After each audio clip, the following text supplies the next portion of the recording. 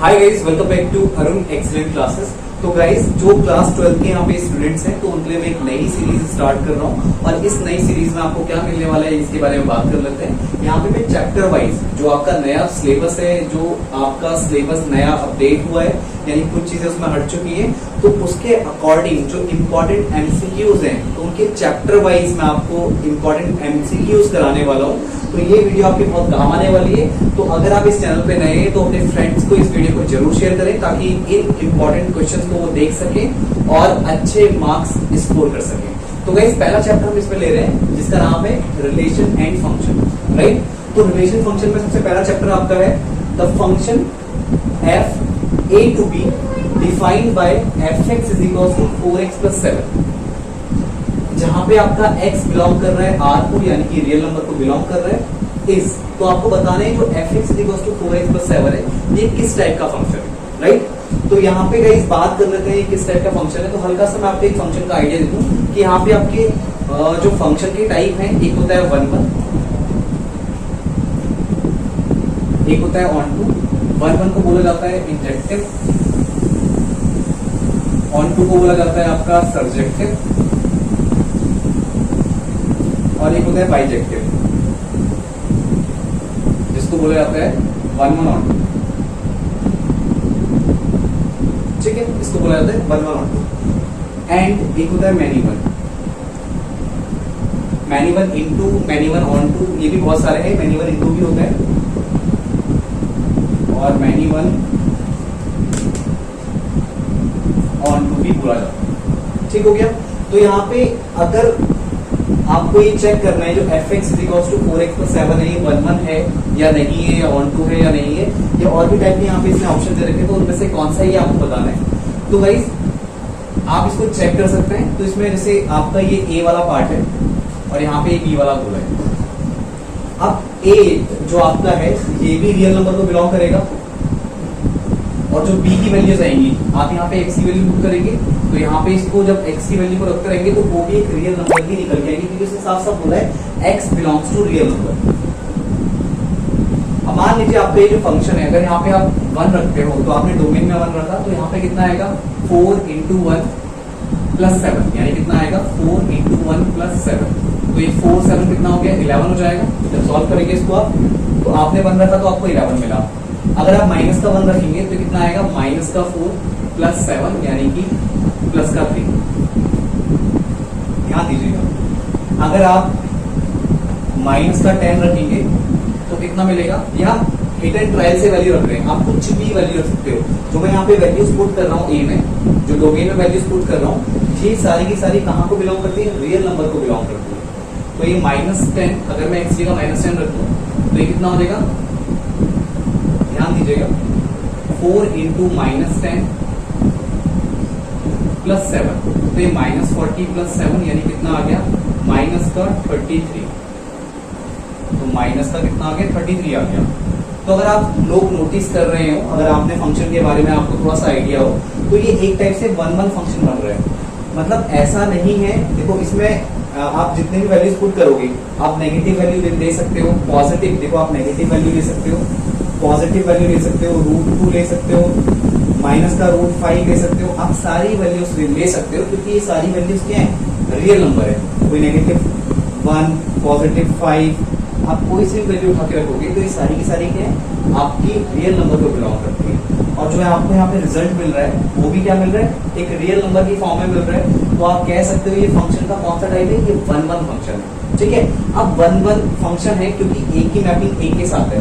अब कोई भी आप यहाँ पे वैल्यू रख के देखिए, और उसमें ऐसा कोई भी आपको x की वैल्यू नहीं मिलेगी जहाँ पे आपका यहाँ पे जो y वाला पार्ट है, यानी जब आप यहाँ पे x की वैल्यू पुट करेंगे तो आपको fx वाली वैल्यू सेम मिल जाएगी। जैसे मैंने 1 रखी तो 11 आई, -1 रखी तो 3 आई। अब जैसे मैं -25 भी रखूं तो ऐसा नहीं होगा कि वो आपको 11 मिल जाए। मतलब ये 1 to 1 मैपिंग है। आई थिंक मेरी बात आपको समझ में आ रही होगी। तो मैं चेक कर चुका हूँ, तो किस टाइप का फंक्शन है, 1 1 फंक्शन है, ऑन टू नहीं है। क्योंकि अगर मान लो मैं कोई और वैल्यू करता हूँ, जैसे मान लो मैं माइनस का 25 रखूं, तो ऐसा नहीं है कि मेरे को 11 मिल जाए या फिर मेरे को 3 मिल जाए या मेरे को 30 दोबारा मिल जाए। तो अगर मुझे मान लो इनमें से कोई, अगर मैंने -25 रखा, मान लो मुझे माइनस का 33 मिल रहा है, तो ये फंक्शन 1 1 नहीं होगा, क्योंकि -10 की वैल्यू भी -33 है और -25 की वैल्यू भी कितनी हो जाएगी, -33 हो जाएगी। तो ये फंक्शन क्या हो जाएगा, मैनिमल हो जाएगा, ये 1 1 नहीं रहेगा। बट ऐसा आपको मिलने वाला कहीं पर भी नहीं है, राइट। अब ये तो हो गया थोड़ा सा लेंथी मेथड, ये तो हो गया बिल्कुल बेसिक, जो आपने चेक किया कि फंक्शन 1 1 है या नहीं है। हालांकि आप जब चेक करेंगे तो आपको ऐसे बहुत सारे टर्म रखने पड़ेंगे, या हो सकता है काफी कैलकुलेशन करना पड़े कि कोई मैच तो नहीं कर रहा है, किसी और नंबर की वैल्यू तो यहाँ पे कहीं दोबारा मैच नहीं कर रही है, तो ऐसे में टाइम लग जाता है। तो फंक्शन 1 1 के लिए क्या है, एक और मैं आपको कंडीशन बता रहा हूँ, फॉर 1 1 मैपिंग, अगर if f(x1) is equal to f(x2), अगर ऐसा हो जाए तो f(x1) कितना होगा यहाँ पे 4, यहाँ पर देखो पहले समझ लो, if f(x1) is equal to f(x2) हो जाए तो 1 1 होने के लिए x1 को x2 के बराबर होना पड़ेगा। अब इसको हम यहाँ पे अप्लाई कर सकते हैं, तो आपका यहाँ पे f(x1) है, तो f(x1) कितना आ जाएगा, 4x1 प्लस 7, और f(x2) कितना हो जाएगा, 4x2 प्लस 7, दोनों को इक्वेट कर दीजिए, 4x1 प्लस 7, क्योंकि हमें क्या करना है, if f(x1) is equal to f(x2), तो मैं दोनों को इक्वेट कर दूंगा। दोनों को इक्वल रखने पे क्या होगा देखते हैं, आपका क्या हो जाएगा, 7 से 7 कैंसिल हो जाएगा और ये आ जाएगा 4x1 is equal to 4x2, 4 से 4 कैंसिल, तो आपकी कंडीशन क्या निकल के आ गई, x1 बराबर x2। तो ये कंडीशन किसकी होती है, 1 1 की होती है। अगर आपका f(x1) f(x2) के इक्वल हो गया तो आपका 1 1 होने के लिए x1 को x2 के इक्वल होना पड़ेगा। तो आई होप गाइस आपको ये पहला क्वेश्चन यहाँ पे जरूर समझ में आया होगा। तो करेक्ट ऑप्शन क्या हो जाएगा इसका, ऑप्शन ए। तो चलिए गाइस बढ़ते हैं अगले क्वेश्चन की। ओके गाइस, तो बात कर लेते हैं सेकंड वाले क्वेश्चन की। The smallest integer f(x) is equal to, ये आप देख रहे हो ब्रैकेट, जो आपका स्क्वायर ब्रैकेट है उसके अंदर आपका x लिखा हुआ है, इस ये आपको बताना है कि जो फंक्शन है किस टाइप का फंक्शन है। ये 1 1 है, मैनिमल है, बोथ ए एंड बी, यानी कि 1 1 और मैनिमल दोनों है, और ऑप्शन डी है नन ऑफ दीज, की इनमें से कोई भी नहीं है। तो देखो एक चीज ध्यान रखना, पहले स्मॉलेस्ट इंटीजर का मतलब समझिए। जैसे मान लीजिए ये आपका जो f(x) है, जिसको कि हम बोल रहे हैं स्मॉलेस्ट इंटीजर, तो नाम तो इसका स्मॉलेस्ट इंटीजर है, बट देता ये लार्जर वैल्यू है। फॉर एग्जाम्पल अगर आप यहाँ पे रखते हैं 2.3, तो इसके अंदर जब आप 2.3 को रखेंगे, तो मैंने आपको क्या बताया, इसका नाम तो है smallest integer but data larger value है। तो यहाँ पे पॉइंट वाली वैल्यू को इंक्लूड नहीं करता, तो जब पॉइंट वाली वैल्यू को इंक्लूड नहीं करेगा और इसको एक फाइनली एक इंटीजर देना है रिजल्ट के रूप में, तो ये इंटीजर कौन सा देगा। अब आप कहोगे कि इंटीजर तो यहाँ पे 2 बचना चाहिए, तो मैं आपको फिर से बता रहा हूँ कि इसका नाम तो है smallest integer but data greater value है। तो यहाँ पे 2 के बाद कौन सा इंटीजर आएगा, 2 के बाद जो अगला इंटीजर आएगा वो 3 है, तो इसको सॉल्व करके वैल्यू कितनी देगा, 3 देगा। अगर मान लीजिए 2.75 होता, तो इसको अगर हम सॉल्व करें स्मॉलेस्ट इंटीजर को, तो नाम तो इसका स्मॉलेस्ट इंटीजर है बट डेटा लार्जर वैल्यू है, तो पॉइंट वाली वैल्यू को इंक्लूड नहीं करेगा, और 2 के बाद जो अगला इंटीजर आएगा वो क्या आएगा, 3 आएगा।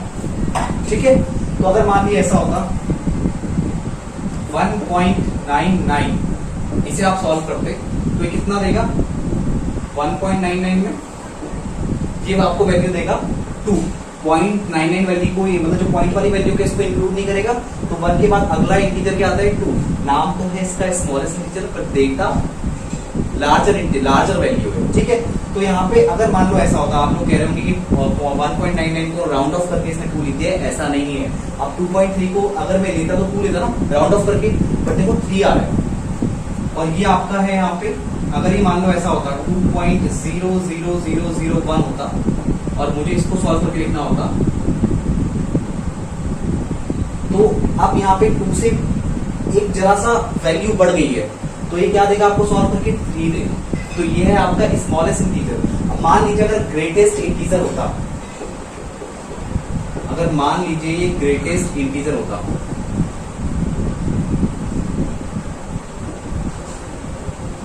तो नाम तो इसका ग्रेटेस्ट इंटीजर है बट डेटा छोटी वैल्यू है।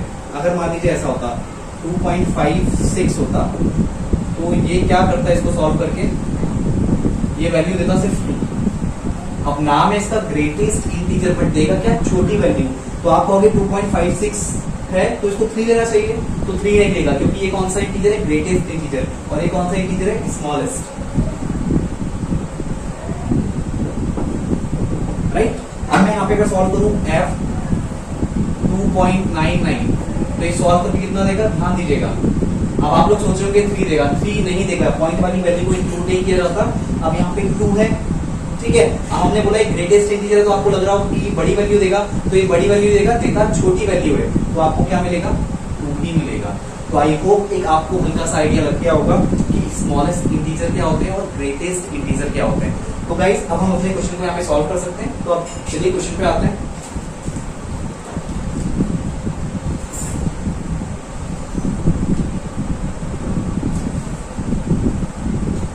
अब देखिए मैं यहाँ पे 2 डब्बे बना रहा हूं, ध्यान दीजिएगा। तो ये आपने x को रखा 1.7, यहाँ पे आपको दे नहीं रखा है कि x क्या है क्या नहीं है, तो आप मान के चलेंगे कि x बिलोंग कर रहा है रियल नंबर को। तो 1.7 है तो ये क्या देगा आपको, नाम तो इसका है स्मॉलेस्ट इंटीजर। जब आप इसको इसके अंदर रखोगे 1.7, तो ये आपको 1 नहीं देगा क्योंकि पॉइंट की वैल्यू तो इंक्लूड नहीं होगी, तो 1 नहीं देगा, ये देगा आपको 2। अगर आप 1.6 रखते हो तो क्या देगा आपको, ये 2 देगा। तो एक 2 तो ऑलरेडी यहाँ पे है, 1.7 रखा 2, 1.6 रखा 2, 1.9 रखेंगे तब भी क्या देगा आपको, 2 देगा। तो हमने एक ही चीज को, जैसे 1.7, 1.6, 1.6, 1.9, मैंने तीनों वैल्यू जब यहाँ पे रख के देखी, तो जब ये इसको सॉल्व करेगा, तीनों ही वैल्यू को जब ये सॉल्व करेगा, तो आपको इंटीजर क्या मिलने वाला है, 2 मिलने वाला है। तो गाइस साफ साफ दिख रहा है ये 1 तो नहीं है, क्या है ये, मैनी 1 है, मैनी 1। तो आपका करेक्ट ऑप्शन क्या हो जाएगा, ऑप्शन बी। तो आई होप गाइस आपको ये क्वेश्चन यहाँ पे जरूर समझ में आया होगा। अब बात करते हैं अगले क्वेश्चन। चलिए गाइस अब थर्ड वाले क्वेश्चन की बात कर लेते हैं। The function f r2r defined by fx is equals to 3 minus 4x is। तो किस टाइप का फंक्शन है, ऑन टू है, नॉट ऑन टू है, नन 1 यानी 1 नहीं है, या फिर नन ऑफ दिस, या जो भी आपके ऑप्शन है उनमें से कोई सा भी नहीं, ये आपको चेक करना है। तो गाइस ये आप जो फंक्शन देख रहे हैं, जब उसने बोल दिया real number two real number है, ठीक है, तो नॉर्मली हल्का सा मैं इसके डायग्राम बनाऊं, हल्का सा, क्योंकि आपको डायग्राम का आइडिया लग चुका है। इसकी डोमेन भी रियल नंबर है और को डोमेन भी के रियल नंबर है, ठीक है। और जो रेंज होते हैं, रेंज क्या होते हैं, जैसे हल्का सा मैं आपको आइडिया दूं कि रेंज, डोमेन, को डोमेन क्या होते हैं, ठीक है। अब जैसे मान लो A B C D E F G, अब मान लो ये इससे मैप कर रहे हैं, ये इससे मैप कर रहे हैं, ये इससे मैप कर रहे हैं, ठीक है। तो यहाँ पे जो बिजी है वो D बिजी है, E बिजी है, F बिजी है, मतलब जो मैपिंग हुई है सेकंड वाले में, यानी जो को डोमेन का डब्बा है, ये जो आपका रियल नंबर ये पूरा डब्बा है, ये है को डोमेन का डब्बा, ध्यान रखना, को डोमेन। और जो ये वाला डब्बा है ये है डोमेन। और जो इस पे मैप हुए हैं DEF, तो ये आते हैं रेंज के अंदर, ये आते हैं रेंज के अंदर। तो अब इन DEF में मैपिंग है, G में मैपिंग नहीं है, तो को डोमेन में क्या आ जाएगा, को डोमेन के अंदर क्या आ जाएगा, DEF G, right.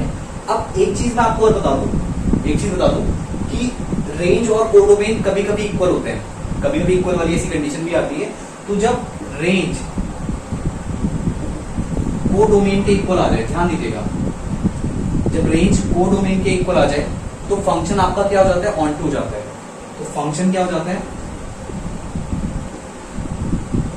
On to हो जाता है, क्योंकि इस सेकंड वाले डब्बे में जो को डोमेन का डब्बा है उसमें कोई भी एलिमेंट छूटेगा नहीं, और जब कोई भी एलिमेंट छूटेगा नहीं तो ये किस फंक्शन की कंडीशन होती है, ऑन टू वाले फंक्शन की कंडीशन होती है। तो यहाँ पे जो आपको ये फंक्शन दिया है ये ऑन टू फंक्शन है, इसको चेक भी कर लेते हैं।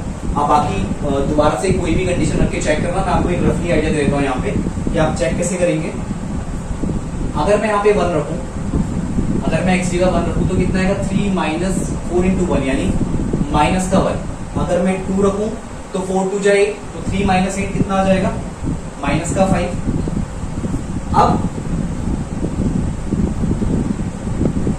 अब ये 1 की वैल्यू रखने में माइनस मिला, 2 की वैल्यू रखने में माइनस 5 मिला, तो मैं डिफरेंट वैल्यू रखूंगा तो डिफरेंट आपको वैल्यूज मिलेंगी।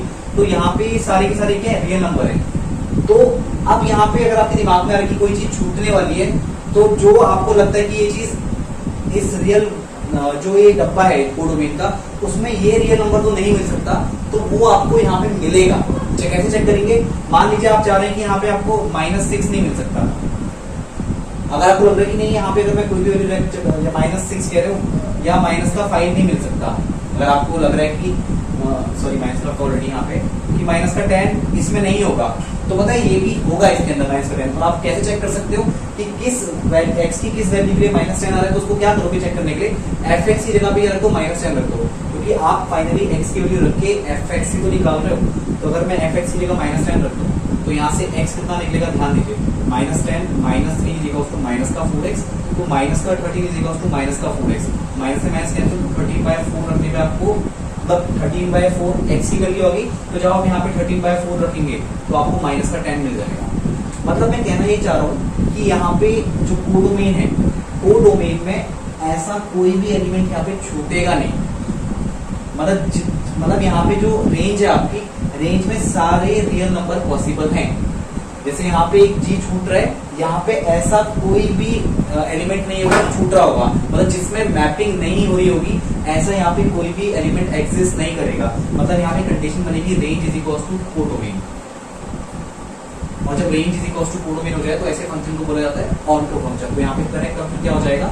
On to. तो आई होप गाइस आपको ये क्वेश्चन जरूर समझ में आया होगा। बाकी आप कोई भी कंडीशन लेकर के, कोई भी एलिमेंट लेकर के चेक भी कर सकते हैं, तो आपको हर कंडीशन में क्या मिलेगा?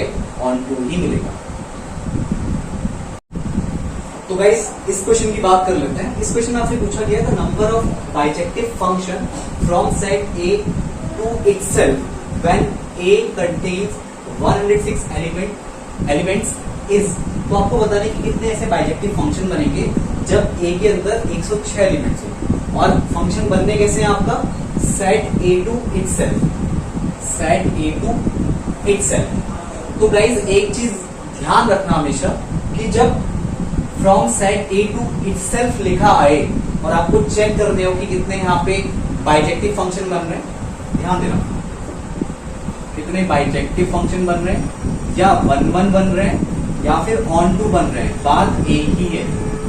वो बाइजेक्टिव भी पूछ सकता है, 1 भी पूछ सकता है और ऑन टू भी पूछ सकता है। तो तीनों में से अगर कोई सा भी पूछे, तीनों में से अगर कोई सा भी पूछे तो उसके लिए सिर्फ एक ही फॉर्मूला है कि जितने आपके ए वाले सेट में एलिमेंट होंगे या जितने आपके ए में एलिमेंट्स होंगे, ध्यान दीजिए मेरी बात को, तो उतने नंबर का, जितने उसके अंदर एलिमेंट है उनका फैक्टोरियल। तो यहाँ पे कितने एलिमेंट्स हैं? 106 एलिमेंट। यानी अगर मान लीजिए ए सेट में आपके अगर n नंबर्स होते तो क्या आता आंसर? n का फैक्टोरियल। अभी तो इसने पूछा है इन केस ऑफ बाइजेक्टिव कि बाइजेक्टिव फंक्शन कितने बनेंगे। वो 1 भी पूछ सकता था, वो ऑन टू भी पूछ सकता था। तो तीनों के लिए सेम कंडीशन है, आपका सेम ही फॉर्मूला लगेगा कि ए में जितने एलिमेंट होंगे उतने एलिमेंट का फैक्टोरियल। अगर ए में n एलिमेंट्स हैं, n नंबर्स हैं, तो उन n नंबर्स का फैक्टोरियल। तो यहाँ पे भी कितने एलिमेंट हैं? 106 एलिमेंट्स हैं। तो इन 106 एलिमेंट्स का क्या आ जाएगा? फैक्टोरियल आ जाएगा, और यही क्या होगा? आपका आंसर होगा। तो आई होप गाइस आपको ये क्वेश्चन भी जरूर समझ में आया होगा। तो ऑप्शन कौन सा करेक्ट हो जाएगा? Option C is right.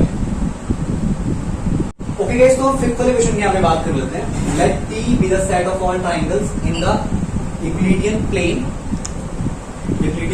and let a relation R on T be defined as A related to B if A is congruent to B, जहाँ for all A, B belongs to triangles, then R is। तो ये आपका जो R यहाँ पे है वो relation के लिए स्टैंड हुआ है, राइट। तो आपको बताना है कि इनमें किस टाइप का रिलेशन होगा। तो गाइस इस क्वेश्चन को जब आप पढ़ रहे होगे तो आपको लग रहा होगा कि पता नहीं कितना जो टफ क्वेश्चन है।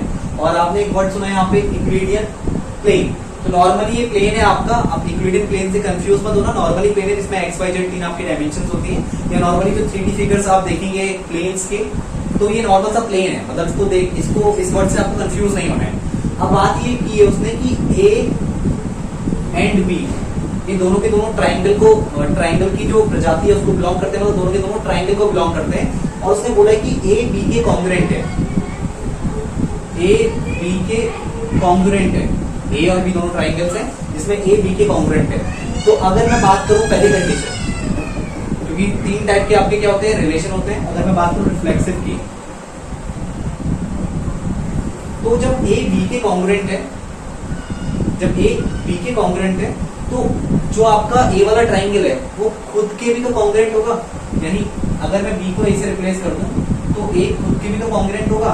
यानी ए कॉमा ए ये रिलेशन को बिलोंग करेगा, राइट। तो ये रिफ्लेक्सिव है। Second case for symmetric, A B के कॉन्ग्रुएंट है, ये रिलेशन को बिलोंग कर रहा है, राइट। दिया है आपको, तो बी भी तो ए के कॉन्ग्रुएंट ही होगा, बी भी तो ए के कॉन्ग्रुएंट ही होगा। तो यहाँ पे ए कॉमा बी और बी कॉमा ए दोनों ही रिलेशन को बिलोंग कर रहे हैं, तो ये सिमेट्रिक भी है। अब मान लो मैं एक तीसरा ट्राइंगल भी ले रहा हूं सी, और कुछ इस तरह से कि ए, ध्यान देना, व्हाट ट्रांजिटिव,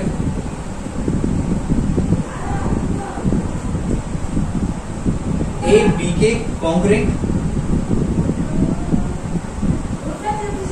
बी सी के कॉन्ग्रुएंट।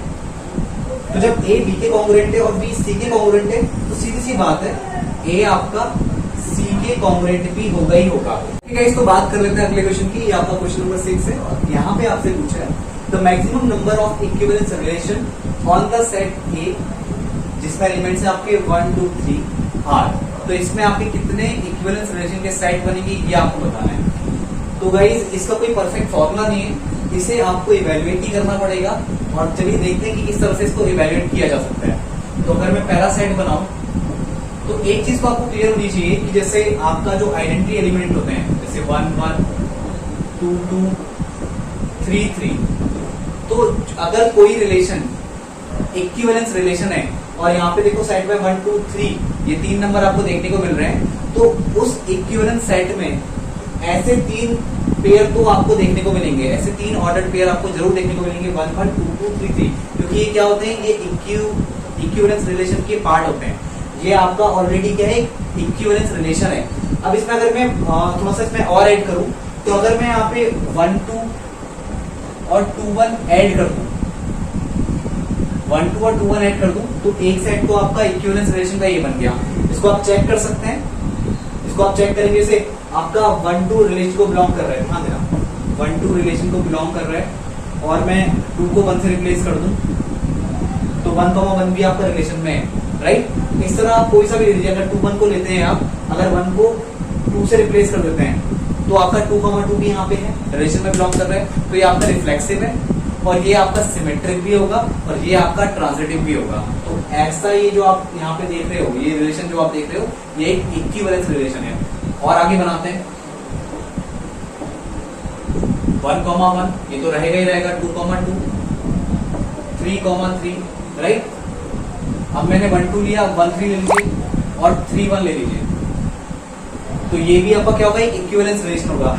मैं आपको बता चुका हूँ, पहले वाले में रिफ्लेक्सिव बता ही चुका हूँ। अगर यहाँ में सिमेट्रिक की बात करूँ, तो देखो 1 3 है, 3 1 है, 1 3 रिलेशन को बिलोंग कर रहे हैं, तो 1 3 का उल्टा क्या हो जाएगा, 3 1, 3 1 भी रिलेशन के अंदर है, तो सिमेट्रिक है। और 1 1 अगर ये 1 1 2 2 3 3 ये तो इक्विवेलेंस रिलेशन में होते ही होते हैं, ये आपको पता होना चाहिए। और ये सिमेट्रिक भी है, मतलब ये जो दूसरा सेट बनाया है ये भी आपका क्या इक्विवेलेंस है, मतलब सिमेट्रिक भी है, रिफ्लेक्सिव भी है, ट्रांजिटिव भी है। एक और देखते हैं तीसरा केस, 1 1 2 2 3 3, फिर आपका 2 3 और 3 2, राइट। अब इसमें एक मैं ट्रांजिटिव चेक कर लेता हूँ, क्योंकि 1 1 ये आपका, सॉरी 1 1 नहीं, ये आपका रिफ्लेक्सिव भी है, सिमेट्रिक भी है, और ट्रांजिटिव भी है। ये भी इक्विवेलेंस रिलेशन का ही क्या है, आपका एक पार्ट है। तो यहाँ पे मैं आपको ट्रांजिटिव चेक करा देता हूँ। ये 2 3 रिलेशन को बिलोंग कर रहा है, फिर 3 2 रिलेशन के अंदर है, तो आपका 2 2 ये 2 और ये 2 भी रिलेशन के अंदर होना चाहिए, और ये बिल्कुल है, देख सकते हैं आप। ये हर एक में चेक करना है, ऐसा नहीं कि मैंने पहले वाले में रिफ्लेक्सिव चेक किया तो वो सिमेट्रिक या ट्रांजिटिव नहीं होगा। उसमें अगर आप सिमेट्रिक ट्रांजिटिव भी चेक करोगे तो वो भी होगा, तभी आपका इक्विवेलेंस रिलेशन होता है। इसमें भी आप तीनों चेक करोगे, और इसमें भी आप तीनों चेक करोगे, और ये तीनों ही आपका होगा, रिफ्लेक्सिव भी होगा, सिमेट्रिक भी होगा, और ट्रांजिटिव भी होगा। तो हमने तीन आपकी साइड बना दिए। चौथा वाला आप ले लो आइडेंटिटी, ये आपका आइडेंटिटी मतलब ये 1 1 2 2 3 3, राइट।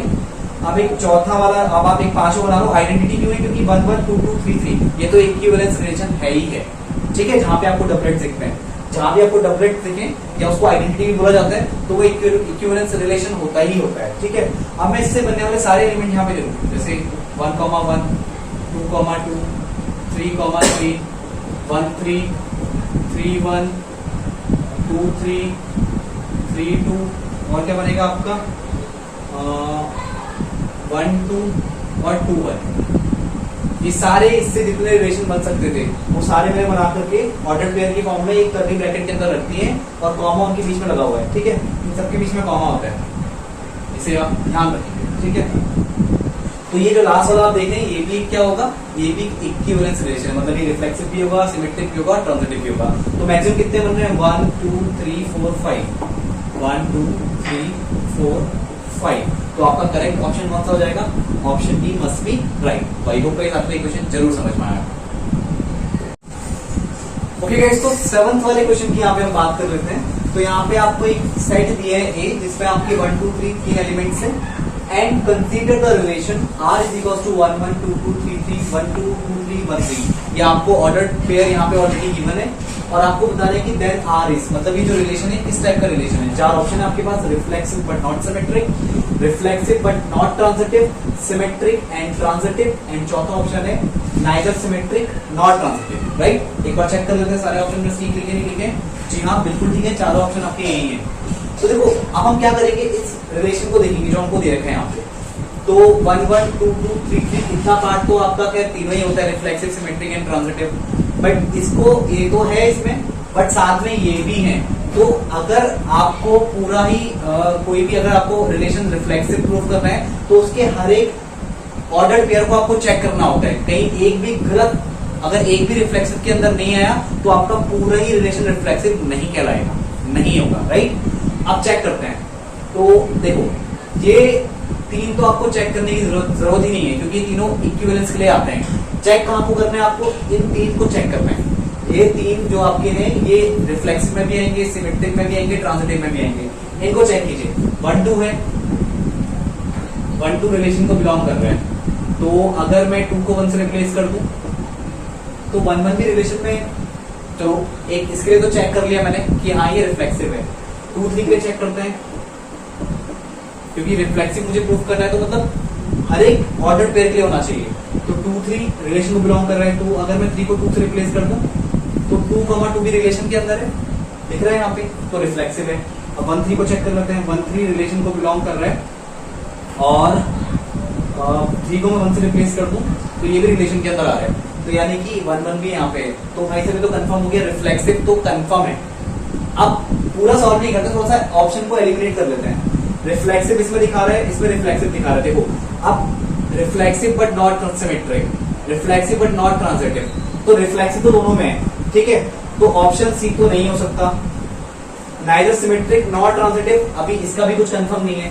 तो यानी दूसरा और चेक कर लेते हैं सिमेट्रिक है या नहीं है। बाकी सारे ऑप्शन हमें नहीं करने पड़ेंगे, मैं आपको बता दूं। तो अब थोड़ा सा सिमेट्रिक वाला चेक कर लेते हैं। अब देखो 1 2 रिलेशन में, 1 2 रिलेशन को बिलोंग कर रहा है और 2 1 अगर मैं चेक करूं तो क्या 2 1 रिलेशन के अंदर दिख रहा है आपको? अरे वाह, 2 1 रिलेशन के अंदर है ही नहीं, तो सीधी सी बात है सिमेट्रिक नहीं है। तो यानी पहला ऑप्शन तो साफ साफ मैच कर रहा है, क्या पता पहला आंसर हो। और दूसरा चेक कर लेते हैं रिफ्लेक्सिव बट नॉट ट्रांजिटिव। जब मैं पहले ही में चेक कर चुका हूं कि सिमेट्रिक नहीं है तो मैं दूसरा ऑप्शन भी क्यों चेक करूं। और तीसरा option neither symmetric not transitive, तो ट्रांजिटिव को चेक करने की जरूरत नहीं है क्योंकि पहला ही ऑप्शन आपका क्या हो गया, मैच कर गया। रिफ्लेक्सिव है बट सिमेट्रिक नहीं है, तो सिमेट्रिक तो नहीं है और ऑप्शन आपका एक ही ठीक होना है। तो मुझे ऑप्शन डी भी चेक करने की जरूरत नहीं है और ना ही मुझे ऑप्शन बी चेक करने की जरूरत है कि ट्रांजिटिव है या नहीं।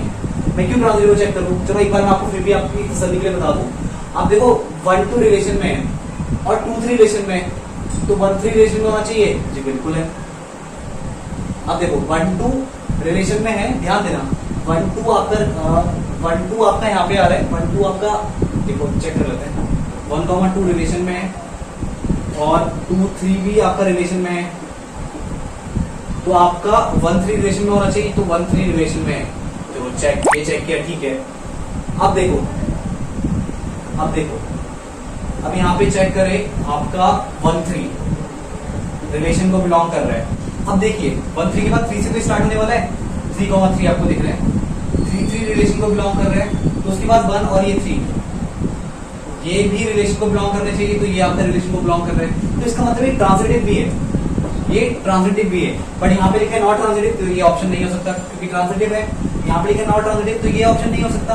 तो सीधी सी बात है, सिमेट्रिक एंड ट्रांजिटिव, तो सिमेट्रिक तो है ही नहीं, ये तो पहले कैंसिल हो गया था, तो ऑप्शन ए आपका क्या हो जाएगा, करेक्ट हो जाएगा। तो आई होप गाइस आपको ये क्वेश्चन भी जरूर समझ में आया होगा। अब बात करते हैं अगले क्वेश्चन की। ओके गाइस, तो यहाँ पे देखिए अगला क्वेश्चन है आपका 8वां क्वेश्चन, लेट ए, जिसमें आपके 1 2 3 टिल एन तक एलिमेंट्स है, एंड बी है आपका a, b, राइट। अब यहाँ पे देखिए then the number of surjection from a into b is, तो नंबर ऑफ सर्जेक्शन इसने आपसे पूछे हैं और आपको ऑप्शन भी दिए हैं। यहाँ पे आप देख रहे हैं कुछ फॉर्मूलाज आपको यहाँ पे दे रखे हैं, तो इनमें से कौन सा आंसर सही आएगा ये आपको चेक करना है। तो देखिए गाइस आपको करना है क्या, ध्यान दीजिएगा। सबसे पहले तो मैं यहाँ पे ये आपका दो यहाँ पे एरो डायग्राम, मतलब एक एरो डायग्राम बना रहा हूँ जिसमें दो गोले हैं, तो ये a और ये यहाँ पे b, तो यहाँ 1 2 3 टिल n तक गया और यहाँ पे a और b। तो अब यहाँ पे जो फंक्शन बनने वाले ध्यान दीजिएगा, इसका a के साथ भी बनेगा, इसका b के साथ भी बनेगा। तो 1 के साथ कितने फंक्शन बन रहे हैं, यहाँ पे 2 बन रहे हैं, राइट। 1 के साथ कितने बन रहे हैं, 2 फंक्शन बन रहे हैं। और अगर मैं 2 के साथ देखूं तो 2 के साथ भी ऐसे 2 बनेंगे, यहाँ पे 2 का भी पेयर 2 के साथ बनेगा, 2 का a के साथ भी बनेगा, 2 का b के साथ भी बनेगा। तो थोड़ा सा यहाँ पे ना इसको फंक्शन टाइप का मत बोलो एक टाइप से, क्योंकि 1 रखने पे आपको a मिले, फिर 1 रखने पे आपको b मिले, तो ये थोड़ा सा गलत हो जाएगा, ठीक है। तो यहाँ पे बोलो कि जब ये पूरे जो बनेंगे यहाँ पे पेयर बनेंगे, तो 1 a के साथ भी पेयर बना सकता है और 1 b के साथ भी पेयर बना सकता है, ठीक है। इसी तरह 2 a के साथ भी पेयर बना सकता है, 2 b के साथ भी पेयर बना सकता है, राइट। तो यहाँ पे अब देखना 3 a के साथ भी बना सकता है और 3 b के साथ भी बना सकता है। सिमिलरली यहाँ पे 4 आएगा, 4 a के साथ भी बनाएगा, b के साथ भी बनाएगा, तो 3 के साथ भी 2 बन रहे हैं, 4 के साथ भी 2 बनेंगे और ये n टोटल है, इनके साथ भी 2 बनेंगे। तो टोटल नंबर ऑफ जो आपके फंक्शन निकल के आ रहे हैं, तो टोटल नंबर ऑफ फंक्शन निकल के आ रहे हैं, वो निकल के आ रहे हैं 2 की पावर है। और इसको आप इस तरीके से भी याद रख सकते हैं कि b में कितने एलिमेंट हैं, एलिमेंट इन b की whole power element in a। तो मतलब b में जो एलिमेंट है, एलिमेंट इन b कितने हैं, 2, और एलिमेंट इन a कितने हैं, n, तो 2 की पावर n। इसको आप ऐसे भी समझ सकते हो। बट गाइस यहाँ पे दिक्कत कहाँ पे आने वाली है, अब सर्जेक्शन की बात हुई है, जब यहाँ पे बात सर्जेक्शन की हुई है तो इसमें कोई भी छूटना नहीं चाहिए, राइट। इसमें कोई भी छूटना नहीं चाहिए, ऐसी कंडीशन होनी चाहिए। तो यहाँ पे दिक्कत कब आएगी, जब ये सारे के सारे जो 1 2 3 टिल n, ये सारे के सारे जब खाली a के साथ बनाएंगे, b के साथ नहीं बन रहे होंगे, या फिर ये सारे के सारे 1 2 3 टिल n तक ये सारे के सारे b के साथ एक ऑर्डर पेयर बना रहे हैं या फिर रिलेशन बना रहे हैं, आप ऐसा कह सकते हो, बट a के साथ नहीं बना रहे हैं, राइट। a के साथ बना रहे हैं, यहाँ पे b के साथ नहीं बना रहे हैं, यहाँ पे b के साथ बना रहे हैं, a के साथ नहीं बना रहे हैं। तो ये 2 केस, क्योंकि यहाँ पे जो आप निकाल रहे हो 2 की पावर n, ये जो आपने यहाँ पे 2 की पावर n निकाला है, ये आपका सारे फंक्शंस बता रहे हैं जितने बन सकते हैं, जितने पॉसिबल फंक्शन बन सकते हैं, ये सारे बता रहे हैं, राइट। बट यहाँ पे एक ये अगर ऐसा होगा, उसने बोला सर्जेक्शन की बात की है, तो मतलब इसमें कोई भी छूटना नहीं चाहिए। तो जब a से बनेगा तो b छूट रहे हैं, तो एक केस तो ये माइनस हो जाएगा, ठीक है, और एक केस ये माइनस हो जाएगा। तो टोटल केस कितने बन रहे हैं, 2 की पावर है -1। तो ये आपका क्या आ गया, करेक्ट आंसर। तो यहाँ पे ऑप्शन कौन सा सही हो जाएगा, सॉरी एक यहाँ पे 2 माइनस होगा ना, तो करेक्ट ऑप्शन आपका क्या हो जाएगा, ऑप्शन बी। तो आई होप गाइस आपको ये यहाँ पे क्वेश्चन जरूर समझ में आया होगा। बात करते हैं अगले क्वेश्चन। अगले क्वेश्चन की बात कर रहे थे जो आपका क्वेश्चन नंबर 9 है, which of the following function from z to z, यानी integer to integer are bijective, right. तो चेक कर लेते हैं, यहाँ पे 4 ऑप्शन आपको दे रखे हैं। एक दे रखे हैं आपको fx = x3, दूसरा fx = x+2, तीसरा fx = 2x+1 एंड चौथा है आपका fx = x² + 1। तो देखिए ध्यान दीजिएगा, ये इंटीजर टू इंटीजर है और बाइजेक्टिव होना चाहिए, मतलब रेंज = कोडोमेन होना चाहिए। तो बाइजेक्टिव का मतलब क्या होता है, 1 1 on 2, 1 1 on 2, 1 1 भी होना चाहिए और on 2 भी होना चाहिए। on 2 का मतलब क्या है कि यहाँ पे कोई भी एलिमेंट छूटना नहीं चाहिए, रेंज = कोडोमेन हो जाएगा। तो अगर मैं पहला वाला फंक्शन पकड़ूं fx equals to X cube, तो अगर मैं 1 रखूं तो यहाँ पे 1 मिलेगा, 1 का क्यूब 1। अगर मैं माइनस का 1 रखूं तब भी मुझे क्या मिलेगा, तब मुझे माइनस का 1 मिलेगा। ध्यान रखना 1 रखूं तो मुझे 1 मिलेगा, माइनस का 1 रखूंगा तो माइनस का 1 मिलेगा। ठीक है, अभी लग रहा है कि यार शायद 1 1 है, अभी रुको। अगर मैं यहाँ पे 2 रखूं तो मुझे मिलेगा प्लस का 8। अगर मैं माइनस का 2 रखूं तो मुझे मिलेगा माइनस का 8। राइट, अब एक चीज बताइए, यहाँ पे इंटीजर में आप 0 रखेंगे, अगर मैं 0 भी रखूं तो आपको 0 मिलेगा। ठीक है, अब आप मुझे ये बताइए कि आपको यहाँ पे, क्या आपको यहाँ पे 2 मिल रहा है?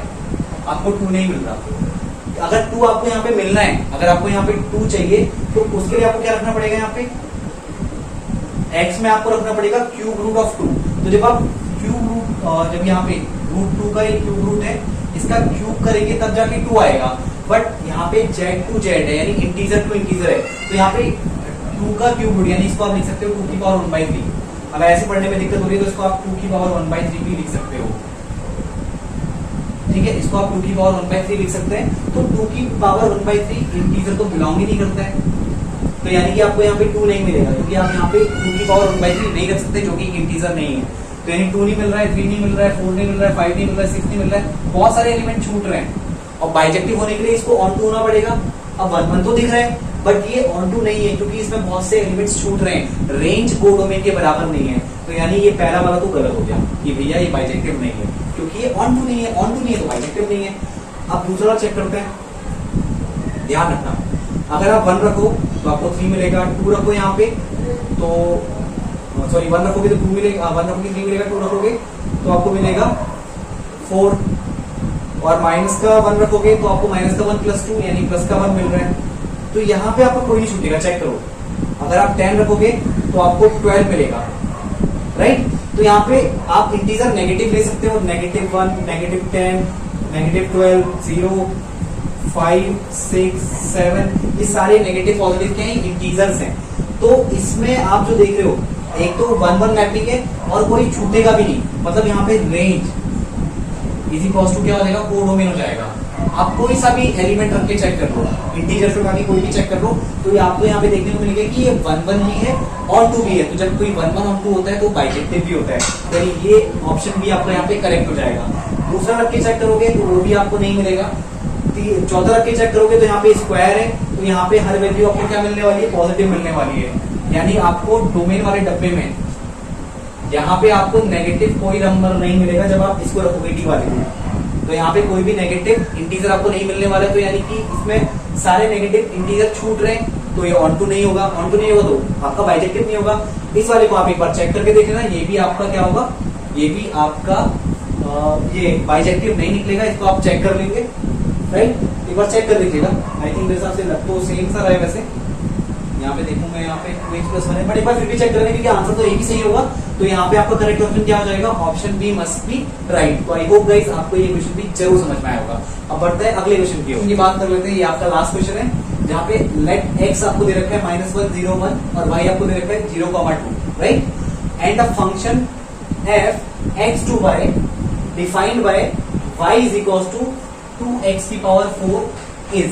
तो आपको बताना है किस टाइप का फंक्शन है, 1 1 on 2 है, 1 1 into है, many 1 on 2 है या many 1 into है, राइट। तो चेक कर लेते हैं। तो एक आपका ये x हो गया और यहाँ पे आपका y आ गया, तो x और y और यहाँ पे -1 0 1 और यहाँ पे है 0 2।